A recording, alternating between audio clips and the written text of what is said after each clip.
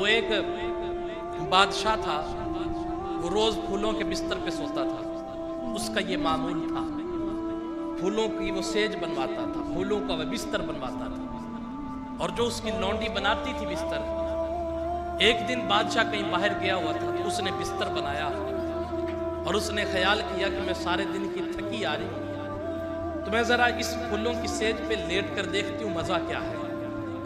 अब वो सारा दिन की थकी आ रही थी बेचारी, अब कुछ लम्हों के लिए वो फूलों की सेज पर लेटी थी कि उसको नींद आ गई।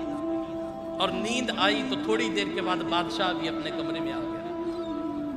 और उसने जब एक लौंडी को अपने बिस्तर पे देखा तो उसका तकब्बुर बोल उठा, उसकी अनानियत बोल उठी, उसकी मैं बोल उठी कि मैं बादशाह और ये लौंडी, और ये लौंडी हो के बादशाह के बिस्तर पे सोए। तो उसने जिल्लादों को बुलाया और कहा इसे कोड़े लगाओ। उसको उल्टा लटका दिया गया।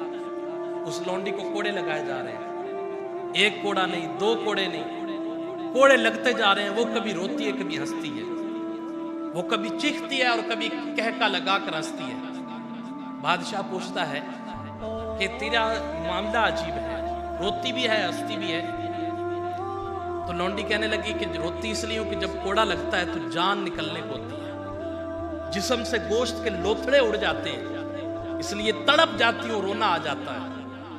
तो कहा ठीक है, ये बात समझ में आती है कि रोती तो इसलिए कि जब कोड़ा लगता है तो जिस्म छल्ली होता है, दर्द होता है, तेरे जिस्म की गोश्त के लोथड़े उड़ते हैं, लेकिन हंसती क्यों है? हंसने का मामला समझ नहीं आता। कहा बादशाह हंसती इसलिए हूं, मैं तो थोड़ी देर फूलों की सेज पर सोई, इतने कोड़े लग रहे हैं, जो सारी जिंदगी से सो रहा है उसका हाल क्या हो।